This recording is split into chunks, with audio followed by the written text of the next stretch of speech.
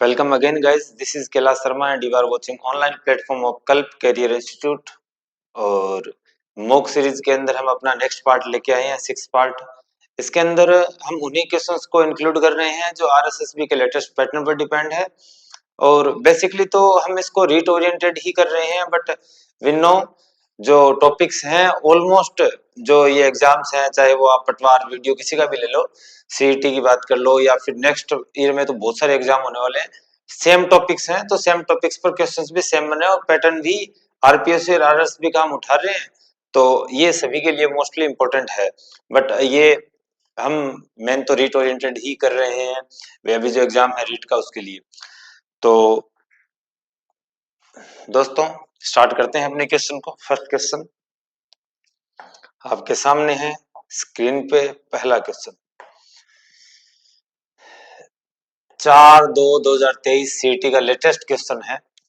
Haber प्रक्रिया में उपयुक्त सीईटी के क्वेश्चन, सीईटी में क्वेश्चन ज्यादा बढ़िया आ रहे हैं, सीईटी में क्वेश्चन ज्यादा बढ़िया आ रहे हैं। तो आपको अगर स्टैंडर्ड रखो तो सीईटी का रखो, ताकि रीट में इस बार क्वेश्चंस काफी बढ़िया क्वेश्चंस आएंगे। देखना दोस्तों आप, हैबर प्रक्रिया में उपयुक्त तापमान और उद्दीपक कितना जरूरी होता है। कितना मतलब क्या वैल्यू जरूरी है, कितना मतलब कितना जरूरी है, ऐसे नहीं, लेकिन क्या जरूरी है, कितना जरूरी है। हैबर प्रोसेस होती क्या है? हैबर प्रोसेस जो है वो होती है अमोनिया बनाने की प्रोसेस। हैबर प्रक्रम जो है वो अमोनिया बनाने का प्रक्रम है। अमोनिया किससे? नाइट्रोजन प्लस हाइड्रोजन, ये बनती है NH3। बैलेंस करेंगे इक्वेशन को तो 2 यहाँ लग जाएगा। अच्छा, इस इक्वेशन में आयरन जो है वो हमारे लिए क्या करता है? कैटलिस्ट, उत्प्रेरक की तरह काम करता है। यहाँ टेम्परेचर होता है, टेम्परेचर रखना होता है 450 डिग्री सेंटीग्रेड। और प्रेशर की भी बात कर ली जाए, प्रेशर का नहीं पूछा लेकिन प्रेशर भी पूछ लिया जाए, तो लगभग 150 से 200 एटीएम प्रेशर होना चाहिए। 150 से 200 एटीएम प्रेशर होना चाहिए। तो यहाँ आयरन आ गया और 450 डिग्री सेंटीग्रेड टेम्परेचर आ गया। अच्छा, यहाँ एक बात और करनी चाहिए हमें, आयरन का हमें यूज करना है। आयरन के साथ अगर हम मोलिब्डेनम का यूज करें तो मोलिब्डेनम जो है यहाँ उत्प्रेरक वर्धक के तौर पे काम करता है। उत्प्रेरक वर्धक यानी catalyst promoter, catalyst catalyst catalyst मतलब उत्प्रेरक, प्रमोटर, कैटलिस्ट प्रमोटर। और अगर आप यहाँ आयरन के साथ कार्बन मोनोऑक्साइड का यूज कर लो, सीओ, कोबाल्ट नहीं है, कार्बन मोनोऑक्साइड अगर इसका यूज कर लो तो ये कैटलिस्ट पॉइजन की तरह काम करती है। किसकी तरह?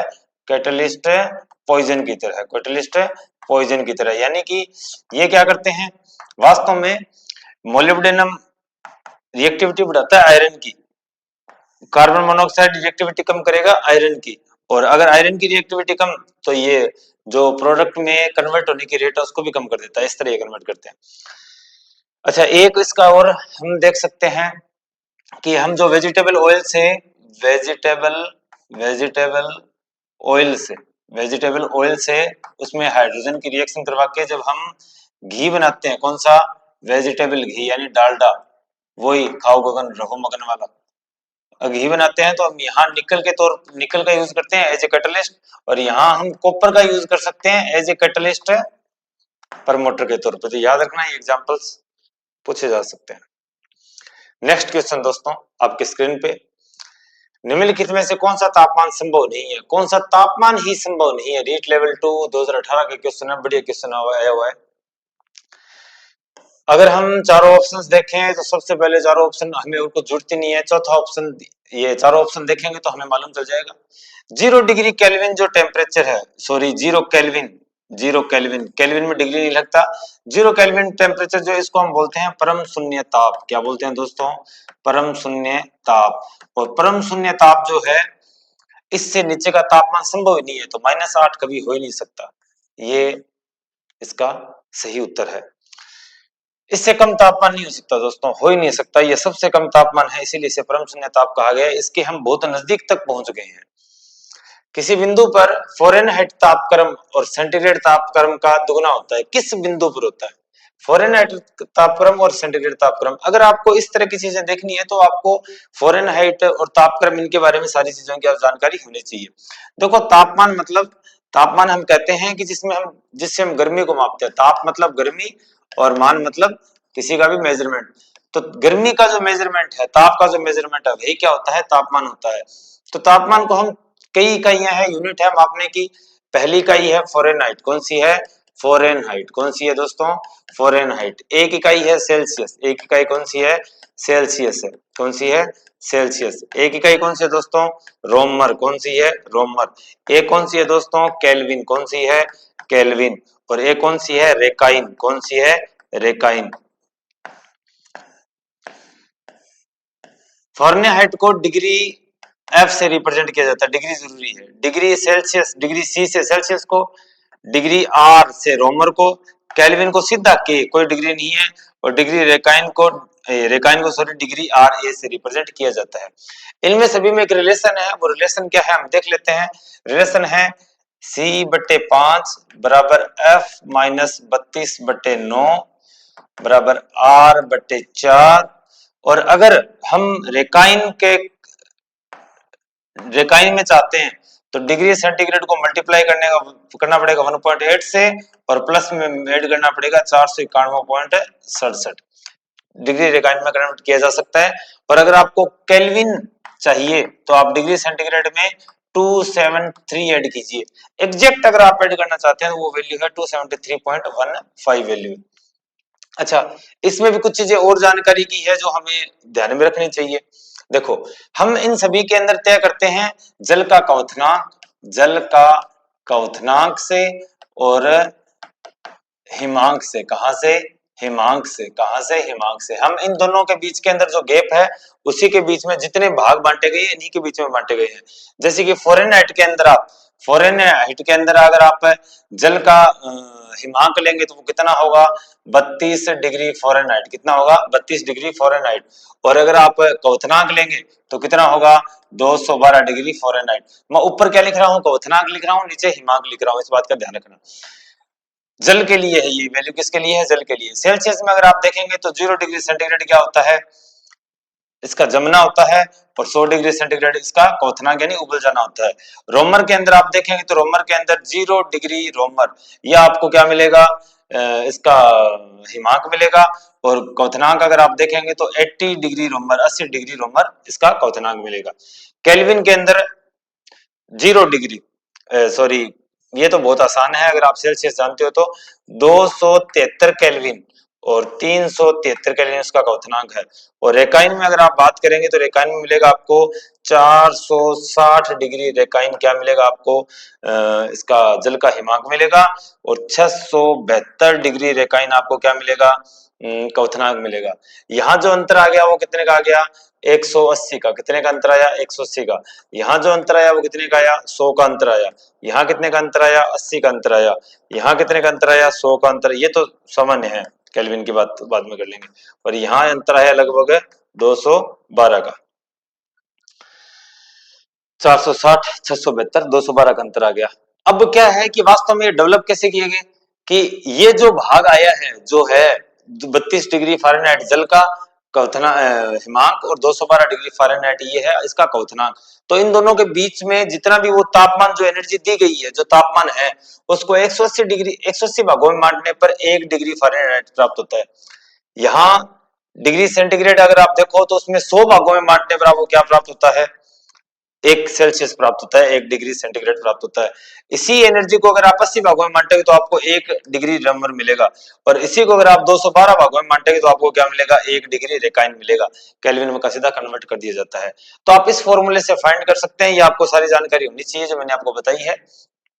क्वेश्चन जो है वो कहीं से भी पुट हो सकता है, ये काफी बढ़िया जानकारी है। तो यहां से देखते हैं, सेंटीग्रेड तापक्रम का दुगना होना चाहिए, यानी अफ जो है वो क्या होना चाहिए, 2c होना चाहिए।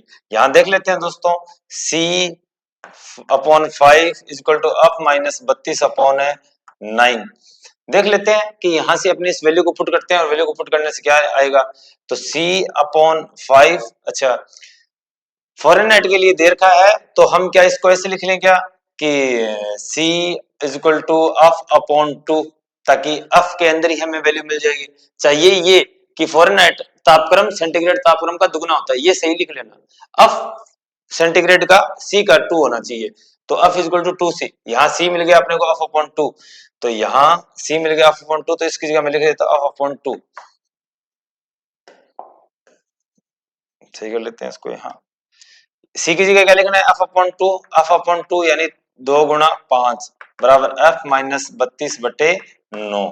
सीधा सा बस इतना सा समझना है, ठीक है। तो एफ बटे 10 बराबर एफ माइनस 32/9, क्रॉस मल्टीप्लाई किया क्या आएगा 9f इज इक्वल टू, इसको मल्टीप्लाई करेंगे 10 को f से करेंगे 10f और माइनस 32 से करेंगे तो 320।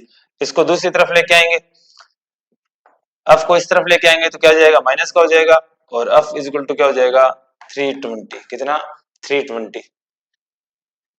यहाँ 320 आंसर नहीं दे रखा, इसका मतलब इसमें गड़बड़ ये है क्वेश्चन में कि इसने सेंटीग्रेड पूछा है। सेंटीग्रेड तापमान तापक्रम फ़ारेनहाइट का दुगना होता है। वास्तव में इसने क्वेश्चन ने पूछने में गड़बड़ कर दी। वास्तव में इसने ये पूछा है C इक्वल टू 2f क्या होगा। C इक्वल टू 2f से अपने ज्ञात करके देखते हैं, फाइंड करके देखते हैं क्या वैल्यू रहती है। एक मिनट दोस्तों, इसको यहाँ हम इसको फाइंड कर लेते हैं। जब क्वेश्चन क्या हो C इक्वल टू 2f का इसने पूछा है, C इक्वल टू 2f का पूछा है तो अपना फॉर्मूला क्या है C upon f 5 equal to f minus 32 upon 9। C की जगह 2f रखना है, 2f upon 5 equal to f minus 32 upon 9, cross multiply करेंगे 18f equal to 5f minus 32 को 5 से करेंगे क्या आएगा 160, 18f minus 5f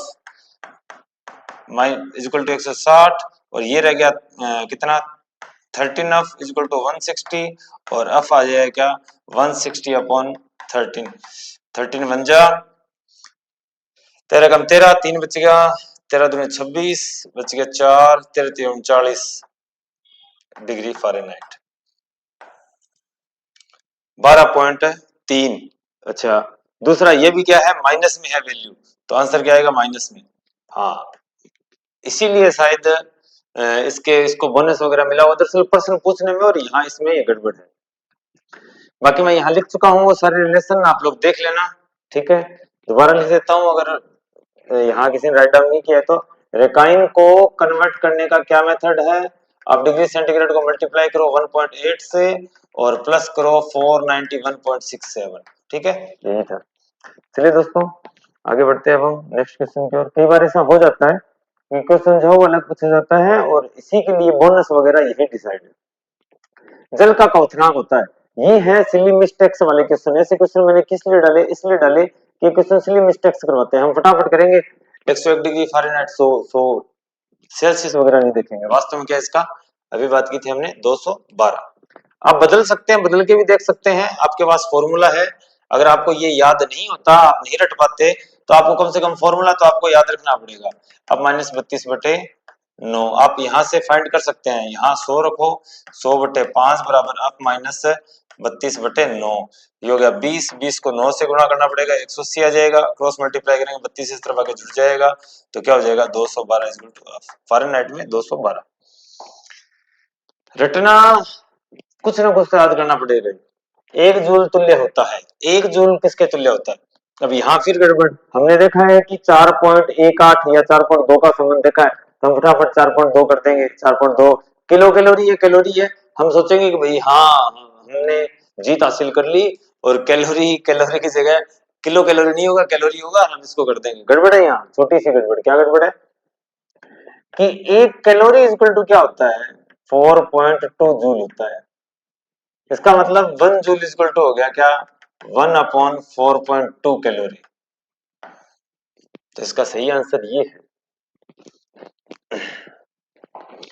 silly mistakes दोस्तों, एक्यूरेसी अपने को बढ़ानी पड़ेगी, एक्यूरेसी ही अपने सिलेक्शन को बढ़ावा देगी।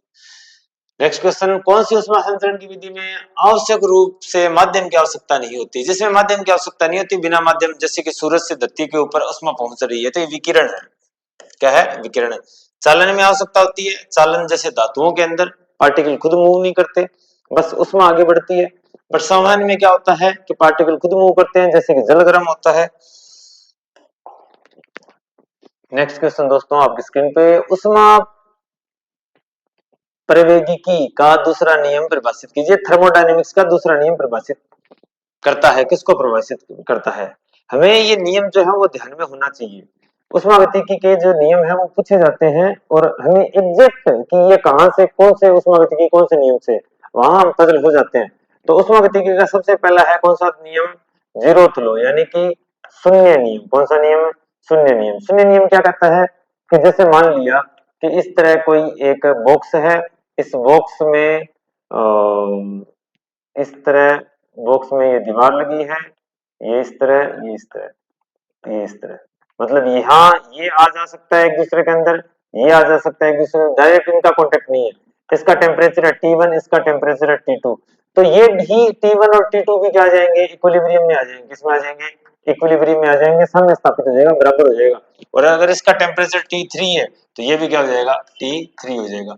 ये किसका नियम है, जीरोथ लॉ है, ऊष्मागतिकी का जीरोथ लॉ, यानी तापमान सामान्य अवस्था, साम्य अवस्था में, तापमान साम्य अवस्था में, साम्य अवस्था, ये शब्द मिलेंगे आपको वहां पे, जैसे यहाँ ऊपर वाले मिल रहे ना, शब्द मिलेंगे। उसके बाद है फर्स्ट लॉ। कौन सा law, first law. First law क्या कहता है, फर्स्ट लॉ ये कहता है कि जो उष्मा ऊर्जा न तो नष्ट की जा सकती है, ऊर्जा नष्ट नहीं हो सकती, बनाना नहीं हो सकता, ऊर्जा को नष्ट भी नहीं किया जा सकता, बनाया भी नहीं किया जा सकता, केवल एक रूप से दूसरे में डाली जाती है, वो हम जानते हैं, बाकी मैं आपको बता चुका हूँ ये, ठीक है। बट अगर आप इसको मैथमेटिकल टर्म में लिखेंगे तो क्या लिखेंगे कि किसी भी सिस्टम को दी गई एनर्जी उसकी आंतरिक ऊर्जा में परिवर्तन करती है और साथ में क्या करवाती है, कार्य करवाती है, और कार्य जो है वो क्या हो सकता है, पी डेल वी, ये कार्य होता है, ठीक है। थर्ड लो, सॉरी सेकंड लो। सेकंड लॉ क्या कहता है, सेकंड लॉ ये कहता है कि जो स्पॉन्टेनियस प्रोसेस है, यानी जो अपने आप होने वाले स्वतः प्रक्रम है, कौन से प्रक्रम है, स्वतः प्रक्रम है, उनमें क्या होगी, एंट्रोपी, एंट्रोपी, एंट्रोपी हमेशा बढ़ेगी, एंट्रोपी क्या होगी, बढ़ेगी। यानी इसका कहने का मतलब नियम ये भी है कि ब्रह्मांड में एंट्रोपी जो है वो बढ़ती रहती है, एंट्रोपी क्या होती रहती है, बढ़ती रहती है। और एंट्रोपी क्या है, अव्यवस्था की माप, एंट्रोपी क्या है, अव्यवस्था की माप, जिसको एस से रिप्रेजेंट किया जाता है। उसके बाद है थर्ड लो, थर्ड लो, उष्मागतिकी का तीसरा नियम। थर्ड लो क्या कहता है, थर्ड लो ये कहता है कि अगर कोई क्रिस्टलिन सॉलिड है, यानी कि क्रिस्टलीय ठोस है, और क्रिस्टलीय ठोस कौन से होते हैं दोस्तों, मैं आपको पहले बता चुका हूं, क्रिस्टलीय ठोस होते हैं जिनकी स्ट्रक्चर जो है वो रेगुलर हो, डिसाइड हो, फिक्स हो, ऐसे नहीं है कि कोई पार्टिकल कहीं घूम रहा है, कोई पार्टिकल कहीं घूम रहा है, यानी fix structure, specific regulated structure, वही बार बार रिपीट होनी चाहिए स्ट्रक्चर। ऐसे ठोस कौन से ठोस होते हैं, क्रिस्टलीय ठोस होते हैं। अच्छा, क्रिस्टलीय ठोस की 0 केल्विन टेम्परेचर पर, 0 केल्विन टेम्परेचर पर एंट्रोपी क्या हो जाती है, जीरो हो जाती है, क्या हो जाती है, जीरो हो जाती है। ये बात कौन कहता है, थर्ड लॉ कहता है। ये आपको चारों लॉ आपके ध्यान में होने चाहिए। तो दूसरा नियम किसको परिभाषित करता है, दूसरा नियम एंट्रोपी की बात कर रहा है, किसकी बात कर रहा है, एंट्रोपी की बात कर रहा है। चलिए दोस्तों, आंतरिक ऊर्जा है फर्स्ट, अधिशोषण की डेल एच देव होगी। डेल एच क्या होती है दोस्तों, डेल एच अगर, डेल एच मतलब ऊर्जा में परिवर्तन कही जा सकती है कोई अभिक्रिया के दौरान। अगर डेल एच की वैल्यू क्या है, नेगेटिव है, क्या है, नेगेटिव, तो प्रोसेस होगी एक्सोथर्मिक, क्या होगी, एक्सोथर्मिक, यानी कि उष्मा, उष्मा छेपी, उष्मा छेपी। और अगर डेल एच की वैल्यू क्या है, पॉजिटिव है, क्या है, पॉजिटिव, तो प्रोसेस होगी एंडोथर्मिक, क्या होगी दोस्तों, एंडोथर्मिक होगी। एंडोथर्मिक मतलब उष्मा शोषी, मतलब उष्मा शोषी। और अधिशोषण की डेल जो होती है वो क्या होती है, ऋणात्मक, यानी कि किस तरह की प्रोसेस है, उष्मा क्षेपी प्रोसेस है। दूसरी बात, अगर यहाँ एंट्रोपी का पूछ लिया जाए, किसका पूछ लिया जाए, एंट्रोपी का, तो अधिशोषण में क्या हुआ कि ये कोई एक ठोस सतह है, इस ठोस सतह पर क्या एब्जॉर्ब होगी, गैस एब्जॉर्ब होगी, क्या एब्जॉर्ब होगी, गैस एब्जॉर्ब हो गई। यहाँ जब गैस को यहाँ अधिशोषण कर लिया गया, इसका मतलब अव्यवस्था जो पहले गैस में ज्यादा थी वो कम हो चुकी है, इसका मतलब एंट्रोपी क्या हो गई, कम हो गई, एंट्रोपी क्या हो गई, कम हो गई। एंट्रोपी अगर कम हो गई तो एंट्रोपी का मान भी क्या मिलेगा आपको, ऋणात्मक मिलेगा, अगर पूछ लिया जाए तो। नेक्स्ट क्वेश्चन, ऊर्जा को न तो बनाया जा सकता और न ही खत्म किया जा सकता है, परंतु एक रूप से दूसरे रूप में रूपांतरित किया जा सकता है। अभी हमने पढ़ा, ये उष्मागतिकी का प्रथम नियम है, उष्मागतिकी का प्रथम नियम है, उष्मा परिवेगीकी को इसको बोला गया है। नेक्स्ट क्वेश्चन, किसी निर्दिष्ट ताप एवं वायुमंडलीय दाब पर किसी पदार्थ की ठोस एवं द्रव प्रवस्थाएं साम्य पर हो सकती है, यानी कि लिक्विड एंड सॉलिड ये एक साथ है, लिक्विड एंड सॉलिड एक साथ है। तो ये हो सकता है, बिल्कुल हो सकता है 0 डिग्री सेंटीग्रेड टेम्परेचर हो तो आपको दोनों अवस्थाएं मिल सकती है, ठीक है। ध्रुव प्रवस्थाएं सामान्य हो सकती है। इस ताप को क्या कहा जाएगा? इस ताप को, ये वास्तव में ये टेम्परेचर जो गलनांक क्वथनांक है, क्योंकि ऊपर वाला तो क्या हो गया हिमांक, ऊपर वाला क्या हो गया हिमांक, और नीचे वाला क्या हो गया गलनांक, तो वास्तव में ये दोनों ही है, एक नहीं है इन दोनों में से। ठोस पदार्थों को वह गुण जिसमें ठोस पदार्थ बिना द्रव अवस्था में बदले सीधे गैसीय अवस्था में आ जाते हैं। ये बहुत आसान है क्वेश्चन दोस्तों, ऊर्ध्वपातन है, 2012 के अंदर है। लेकिन ये क्वेश्चन मैंने आपको इसलिए नहीं पूछा, दरअसल मेरा पूछने का इसको कारण और है यहाँ डालने का। ठोस में से अगर सीधा गैस में चला जाए, ठोस से सीधा गैस में चला जाए, तो उसको हमने नाम दिए हैं ऊर्ध्वपातन। क्या नाम दिए हैं? ऊर्ध्वपातन। बट अगर यही गैस से सीधा वापस ठोस में आए तो इसको क्या नाम दिया जाएगा? आपको कमेंट बॉक्स में कमेंट करके बताना है, जरूर बताना है कि गैस को सीधा ठोस में बदलने को क्या कहा जाएगा। कहीं किसी से हेल्प नहीं लेनी, बिना हेल्प नहीं बताने, ठीक है। किसी प्रक्रिया में अवशोषित या निष्कासित उष्मा शून्य होती है। अवशोषित या निष्कासित यानी कि उष्मा का कोई रोल ना हो, बाहर से इंटरचेंज नहीं हो रही बाहर वाले के साथ, तो वो प्रक्रम होता है रुद्धोष्म। कौन सा होता है? रुद्धोष्म। उसमें मान के क्रम में है, उसमें मान मतलब ये जो जितने भी इसमें प्रोटीन यहाँ गिवन है, न्यूट्रिशन जिसको बोलते हैं, प्रोटीन है, फैट है, कार्बोहाइड्रेट्स है, ये अपनी बॉडी को एनर्जी देने का काम करता है। कौन कितनी एनर्जी दे रहा है, तो ये हम देख लेते हैं। फैट जो है वो सबसे ज्यादा एनर्जी देती है, कितनी देती है? 9.45 कैलोरी पर ग्राम। दूसरी बात आती है प्रोटीन की, किसकी आती है? प्रोटीन की। प्रोटीन क्या करता है? प्रोटीन कितनी एनर्जी देता है? प्रोटीन देता है 5.65 कैलोरी पर ग्राम, ठीक है। और नेक्स्ट है कौन है? Carbohydrate means carbs. कार्ब्स क्या करते हैं? 4.1 कैलोरी पर ग्राम। तो आप देख लो, सबसे ज्यादा फैट, प्रोटीन उससे कम कार्बोहाइड्रेट। बट फिर भी हम घी की बोतल नहीं चढ़ाते, ग्लूकोज की बोतल चढ़ाते हैं। क्यों? क्योंकि इंस्टेंट एनर्जी मिलती है। कार्बोहाइड्रेट से क्या मिलती है? इंस्टेंट एनर्जी मिलती है। क्या मिलती है? इंस्टेंट एनर्जी मिलती है, इस वजह से। वरना घी से तो जब तक एनर्जी मिलेगी तब तक काम हो जाएगा बंदे का। 0 degree centigrade equal to Fahrenheit. यहाँ क्या सिस्टम है? सेम फॉर्मूला लगाना है अपने को, तो C/5 equal to up minus 32/9। Centigrade क्या दे रखा है? 0 दे रखा है, तो 0/5 equal to up minus 32/9। Cross multiply करेंगे तो क्या हो जाएगा? 0, 9 को 0 से किया 0 हो जाएगा। और यहाँ करेंगे तो 5f equal to 5f minus 32 को 5 से करेंगे तो 160 इक्वल टू 0। और 5f इक्वल टू 160 और f equal to 160/5। 5 3 15, 5 15 1 5 2 10 Fahrenheit, 32 degree Fahrenheit. और वैसे भी हमें मालूम है कि 0 डिग्री सेंटीग्रेड जो है ये क्या है? जल का जल का हिमांक बिंदु है, जल का हिमांक बिंदु है। और हम बात कर चुके हैं कि फ़ारेनहाइट में जल का हिमांक बिंदु जो होता है वो 0 डिग्री फ़ारेनहाइट सॉरी 32 कितना होता है? 32 से 212 तक फ़ारेनहाइट। हमने अभी बात की थी, कितना फर्क रहता है बीच के? 180 भाग होते हैं। पानी का अपेक्षिक घनत्व सर्वाधिक निम्नलिखित ताप पे होता है। पानी का अपेक्षिक घनत्व, पानी का अपेक्षिक घनत्व, पानी जैसे देखो बर्फ की अगर स्ट्रक्चर में रहेगी, जब पानी बर्फ होता है तो उसमें केज की जैसी स्ट्रक्चर मिलती है। कैसी मिलती है? केज, पिंजरे स्ट्रक्चर। तो पिंजरे में बीच में बहुत जगह होती है, इसकी वजह से उसका आयतन ज्यादा होता है और वो पानी के ऊपर तैरती रहती है।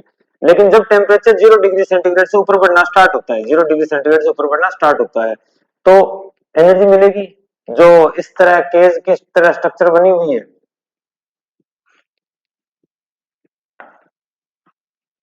इस तरह जो केज के टाइप के स्ट्रक्चर बनी हुई है, वो स्ट्रक्चर जो टूटना स्टार्ट करेगी, पास पास आना स्टार्ट करेंगे, तो आयतन क्या होता जाएगा? आयतन पहले यहाँ ज्यादा था, आयतन कम होता जाएगा, घनत्व बढ़ता जाएगा। ये होता है कहाँ तक है? 4 डिग्री सेंटीग्रेड तक। 4 डिग्री सेंटीग्रेड तक तो ये पास आते रहते हैं। फिर 4 डिग्री के जब ऊपर बढ़ाते हैं टेम्परेचर, यानी 5 डिग्री सेंटीग्रेड करते हैं, तो इनके पार्टिकल्स में एनर्जी इतनी मिल जाती है कि दूर दूर उड़ना वापस स्टार्ट कर देते हैं। तो मैक्सिमम 4 डिग्री सेंटीग्रेड पर डेंसिटी जो होती है, क्या? डेंसिटी मतलब घनत्व क्या होता है? मैक्सिमम होता है। क्या होता है? मैक्सिमम। और जो आयतन होता है, वॉल्यूम, ये क्या होता है? मिनिमम होता है। क्या होता है? मिनिमम होता है इस टाइम पर, ठीक है, तो घनत्व तो सबसे ज्यादा 4 डिग्री सेंटीग्रेड पे एक जैसी स्ट्रक्चर मिलती है। एक विशेष दिन व समय में चूरू में 48 डिग्री सेंटीग्रेड तापमान है, शिमला में कितना है 24 है, 48 डिग्री सेंटीग्रेड और यहाँ कितना है 24 डिग्री सेंटीग्रेड, और ये है चूरू में, कहाँ चूरू में, और ये कहाँ है शिमला में है। सभी रूपों में समान धातु के दो प्यालों में पानी चूरू में धातु के प्याले समान है भाई, चूरू में तो 95 डिग्री सेंटीग्रेड और शिमला में 71 पर, यहाँ 95 में है प्याला 95 पर, यहाँ कितने पे है 71 पे प्याला है। तो कमरे के तापमान पर पहले पहुंचना है, तो कमरे के तापमान पर यहाँ से यहाँ आना है, इसको 71 से कहा है 24 पे आना है, तो कितना फर्क है 95 में से 48 गए 50 40 40 45 2 47 डिग्री सेंटीग्रेड, यानी 47 डिग्री सेंटीग्रेड टेम्परेचर कम होगा। और यहाँ 25 और 25 50, इसका मतलब 25 25 और 20 45, एक 46 एक 47, यहाँ पे कितना आना है 47 डिग्री सेंटीग्रेड आना है, दोनों सेम टेम्परेचर ही कम होगा। तो इतना टेम्परेचर कम हो रहा है तो ये सेम रेशो के साथ होगा, तो दोनों एक ही समय पर पहुंचेंगे, दोनों एक ही समय पर पहुंचेंगे। डिग्री सेंटीग्रेड को डिग्री फ़ारेनहाइट में परिवर्तित करने का फॉर्मूला भी बात की थी हमने कि C/5 तो है ही इस तरह है, C/5 बराबर F/9 F माइनस 32/9, इस तरह पूरे पे है, ठीक है। तो 9C 9C/5 9C/5 इन दोनों में 9C/5 है और प्लस में 32 हो जाएगा, पहला 32 इस तरफ आके प्लस में जाएगा, पहले 32 नहीं है। कौन सा उष्मा का अच्छा चालक है लेकिन विद्युत का कुचालक है, माइका। कौन है माइका, माइका क्या है अभ्रक, एक तरह से निकलने वाला खनिज जो क्या है उष्मा का तो चालक है लेकिन विद्युत धारा का कुचालक होता है, इसी वजह से इसके कई उपकरण बनाए जाते हैं। अपने उड़ान पथ में अवरोधकों की क्षमता करने के लिए पहचानने के लिए, अवरोधकों की पहचान करने के लिए, क्षमता कहां से दिखाई देगा मेरे को, चमगादड़ निम्नलिखित तरंगों में से कौन सी एक का उपयोग करते हैं, प्रासर्वे तरंगे 20,000 हर्ट्ज से 20 किलो हर्ट्ज इस तरह भी लिखा मिल सकता है आपको, या 20,000 हर्ट्ज इस तरह भी लिखा मिल सकता है। इससे ऊपर की जो तरंगे हैं से ऊपर कौन सी होती है परासर्वे, कौन सी होती है परासर्वे, और 20 हर्ट्ज से कम 20 हर्ट्ज से कम कौन सी होती है अपसर्वे, कौन सी होती है अपसर्वे, और 20 हर्ट्ज से 20,000 हर्ट्ज तक के बीच की कौन सी होती है सर्वे, कौन सी होती है सर्वे तरंगे, कौन सी होती है सर्वे तरंगे होती है। गुरुत्वाकर्षण बल जिससे सूर्य पृथ्वी को आकर्षित करता है, गुरुत्वाकर्षण बल वगैरह के बारे में ये सारे कॉन्सेप्ट हम मोस्टली जानते हैं, बट क्वेश्चंस अगर कथन में आता है हमें बढ़िया पजल कर देगा वो। गुरुत्वाकर्षण बल जिससे सूर्य पृथ्वी को आकर्षित करता है क्या है वो, देखो वह उस बल से अधिक होता है जिसके द्वारा पृथ्वी सूर्य को आकर्षित करती है।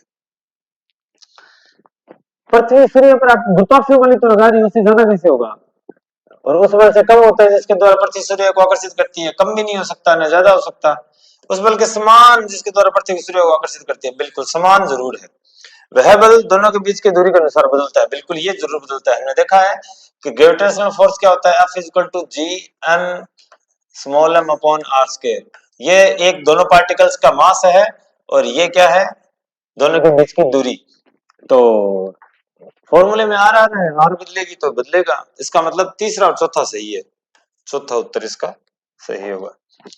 नेक्स्ट देखते हैं हम, पृथ्वी व सूर्य के बीच की दूरी यदि वर्तमान दूरी की अपेक्षा दोगुनी हो जाए तो पृथ्वी पर सूर्य द्वारा गुरुत्वाकर्षण बल कितना होगा, पृथ्वी और सूर्य के बीच की दूरी वर्तमान की क्या हो जाए अपेक्षा दोगुनी हो जाए, तो अगर दुगुनी हो रही है, जैसे मतलब कि एफ की बात करें हम, अब अभी हमने बात की थी G M M upon R square, ये क्या हो जाए दुगुनी, हाँ दोगुनी हो जाए, दुगुनी हो जाए तो क्या होगा एफ डैश क्या हो जाएगा G M M R square, इसका मतलब एफ डैश क्या है G M M upon 4 R square, और ये तो एफ वन है, क्या है एफ वन है, यानी एफ सीधा एफ है एफ बटे 4, तो मतलब एक चौथाई होगा।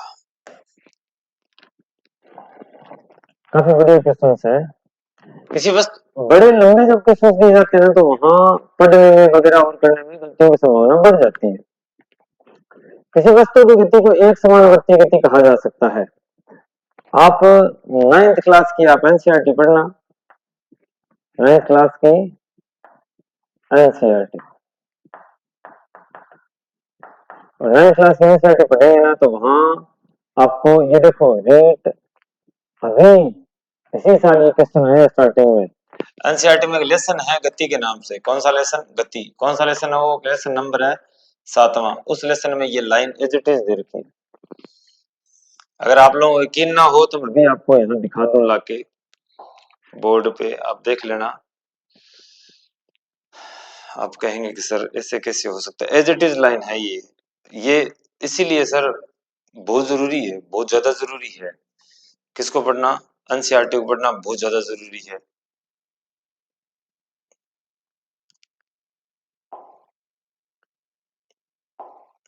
दिखा देता हूं आपको, दिखाना जरूरी है। ऐसे कोई यकीन नहीं करता कि ये इतना इंपॉर्टेंट है क्या। 1 मिनट आप थोड़ा सा इसको फास्ट कर लीजिएगा दोस्तों। मैं कहीं जो नेचुरलिटी है वो नहीं खोना चाहता, यानी कि कहीं और से ज्यादा पेज ला दूं और आपको दिखा दूं। ये एनसीईआरटी का एनसीईआरटी है, खुद एनसीईआरटी है। खुद क्या है? एनसीईआरटी है। एनसीईआरटी का ये पेज, ठीक है। और अब अपने करते हैं इसको जूम। करवा रहा हूं मैं एनसीईआरटी, लेकिन यहां भी आपको जरूरी है। ये लाइन देख लीजिएगा। जब एक वस्तु वृत्तीय रास्ते पर एक समान चाल से चलती है तब उसकी गति को एक समान वृत्तीय गति कहा जाता है। एक समान चाल से, यहाँ नाम क्या लिखा है? चाल, ना कि वेग लिखा है। अगर ये लाइन आपने पढ़ी है तो आपको दिक्कत नहीं आएगी। जब एक वस्तु वृत्तीय रास्ते पर एक समान चाल से चलती है तब उसकी गति को एक समान वृत्तीय गति कहा जाता है। और एज इट इज उठाया है, एज इट इज उठाया है। देखना इस क्वेश्चन के अंदर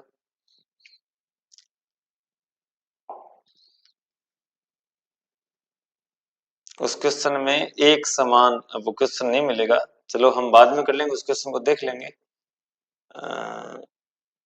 कोशिश करते हैं वापस मैं आपको दिखा पाऊं।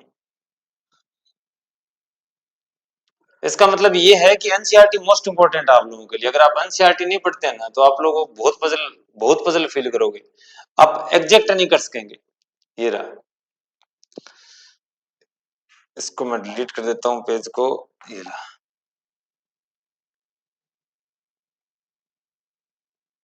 शायद गड़बड़ हो गई इसकी वजह से, आगे पीछे करने से। वो क्वेश्चन जो है वो वापस से यहाँ, अभी थोड़ा टेक्निकल इश्यू की वजह से वो चली गई, लेकिन आपने देख लेना। वो पहले थोड़ा बैक करके देख सकते हैं आप, एज इट इज लाइन है। अगर आप दोस्तों एनसीईआरटी नहीं पढ़ रहे हैं ना तो यकीन मानिए कि आप अपने सिलेक्शन को कहीं ना कहीं खतरे में डाल रहे हैं। आप चाहे इसको रिक्वेस्ट माने चाहे कुछ भी माने, आप एनसीईआरटी को लाइन टू लाइन स्टडी जरूर करिए। और इस तरह की जो इंपॉर्टेंट लाइन आ गई है उस लाइन को लिख लें अलग से, ताकि एज इट इज लाइन आप बार बार रिवाइज करेंगे तो वैसे की वैसे अगर आपको वहां डिटेल मिलेगी तो आप उनको कर पाए। उम्मीद करता हूं दोस्तों कि आप समझ पा रहे होंगे मैं क्या कहना चाहता हूं आपको। हालांकि मैं एनसीईआरटी आप लोगों को करवा रहा हूं, कोशिश कर रहा हूं कि आपकी एनसीईआरटी जो पहले मैं पूरी करवा दूं। 9th 10th तक की एनसीईआरटी जो हो, 9th क्लास की एनसीईआरटी हमने स्टार्ट कर ली है। तो एनसीईआरटी काफी इंपॉर्टेंट रोल है। बहुत सारे क्वेश्चन इसमें एज इट इज एनसीईआरटी का है। अब हम बढ़ते हैं आगे के क्वेश्चन पर। 9th की एनसीईआरटी पूरी ऐड हो गई, यहाँ देखते हैं।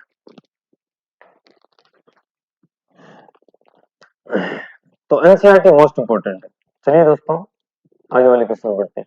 जब कोई वस्तु स्थिर होती है तब उस पर, जब कोई वस्तु स्थिर होती है तब उस पर कोई बल कार्य नहीं करता। जरूरी नहीं है कि कोई बल कार्य ना कर रहा हो, जरूरी नहीं है, हो सकता है ना कर रहा हो, लेकिन बहुत कम पॉसिबिलिटीज है, बहुत ही कम। आपको तरह तरह की कंडीशन अप्लाई करनी पड़ेगी।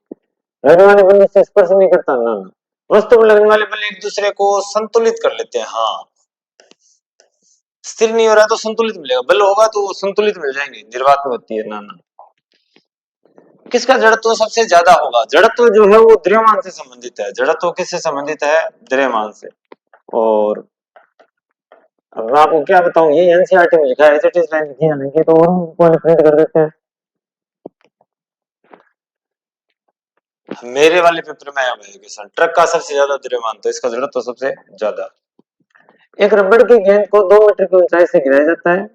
प्रतिष्ठित होने के बाद भी ऊर्जा और वेग का कोई नुकसान नहीं है। माना हुआ है कि नहीं है, बाकी तो होता है। तब कितनी ऊंचाई तक वापस उठेगी? अगर कोई नुकसान नहीं हो रहा ना, तो जितनी ऊंचाई से डाली उतनी ऊंचाई पर वापस आ जाएगी। इसका मतलब 2 मीटर। ऊर्जा का इकाई मात्रक है, इकाई मात्रक। अब हो गई ना समस्या। अब ऊर्जा का हमने जूल कैलोरी पढ़ा है, बट जूल क्या है? जूल वाट सेकंड होता है दोस्तों। होता क्या है? वाट गुणा सेकंड। और बड़ी यूनिट क्या है इसकी? किलोवाट घंटा। किलोवाट घंटा में कितने वाट सेकंड हो सकते हैं? तो किलोवाट में वाट कितने होंगे? 1000 वाट होंगे। और सेकंड, 1 घंटे में सेकंड कितने होंगे? 3600। तो क्या मिलेगा? 36, 1 2 3 4 5, 1 2 3 4 5, तो 3.6 गुणा 10 की घात 6 जूल भी लिखा जा सकता है 1 किलोवाट घंटा। ठीक है, क्योंकि जूल क्या होता है? वाट सेकंड होता है, तो वाट सेकंड। काफी बड़े क्वेश्चन है। सूर्य की ऊर्जा का उद्गम कारण है। सूर्य की ऊर्जा किस तरह से, कहां से, वहां से जो आती है? तापीय ऊर्जा है वो, बिल्कुल तापीय ऊर्जा वहां से आती है। नाभिकीय ऊर्जा, ताप नाभिकीय ऊर्जा, वास्तव में सारी ही है। नाभिकीय ऊर्जा, तापीय ऊर्जा, ये सारी वो ऊर्जा का कारण है।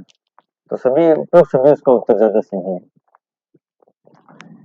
किसी वस्तु पर गुरुत्वाकर्षण बल की माप क्या होती है? गुरुत्वाकर्षण बल की माप होती है उसका भार। क्या होता है उसका भार? मैं आपको बता चुका हूं कि रसायन विज्ञान के अंदर भार और द्रव्यमान एक ही माना जाता है, लेकिन फिजिक्स के अंदर अगर हम बात करें, फिजिक्स के अंदर वेट जो होता है, भार जो होता है, वो अलग होता है।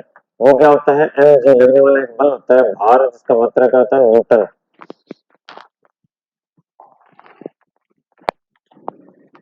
बिजली पैदा करने के लिए विशाल तरंगों के पास कौन सी ऊर्जा है? अब फिर से आपको की तो आपका क्या ये मानना है कि एनसीईआरटी बेसिस सिलेक्शन हो सकता है? मैं ये नहीं कहता एनसीईआरटी के बेसिस पे आप सिलेक्शन ले लेंगे, बट अगर आपने एनसीईआरटी नहीं पढ़ी तो सिलेक्शन होगा नहीं, ये तय है।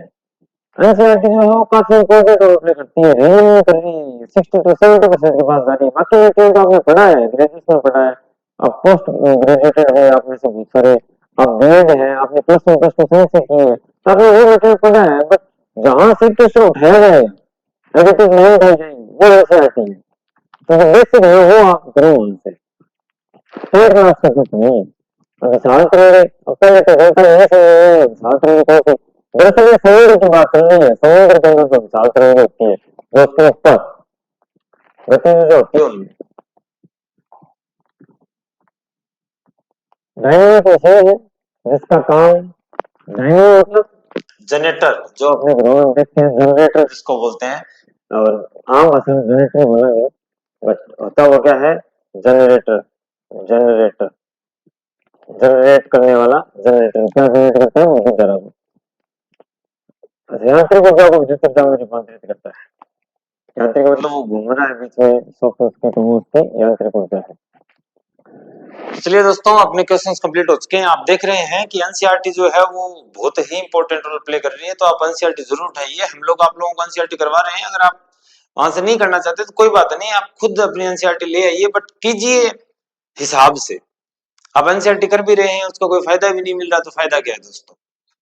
आपको एनसीईआरटी करनी है, कुछ मेथड के साथ करनी है। अगर आप लोगों को कोई भी इश्यू आ रहा है, कोई भी हम कैसे करें कैसे नहीं करें, तो आप हमसे ऑफलाइन कांटेक्ट कर सकते हैं। 78 520 70 976। आप इस पर व्हाट्सएप कर सकते हैं, व्हाट्सएप कॉल कर सकते हैं, whenever you want, and total price less होने वाला है। ये आपका कोई भी खर्चा नहीं रहेगा, निःशुल्क, फ्री ऑफ कॉस्ट। तो आप दोस्तों हमसे कांटेक्ट कर सकते हैं। We are selected and also experienced, so you have to get benefited. आपको होना ही चाहिए, मस्ट है। चलिए दोस्तों, बहुत बहुत धन्यवाद। चैनल को सब्सक्राइब कीजिएगा, लाइक कीजिएगा, शेयर भी कीजिएगा, अपने दोस्तों से शेयर करवा, सब्सक्राइब करवाइएगा।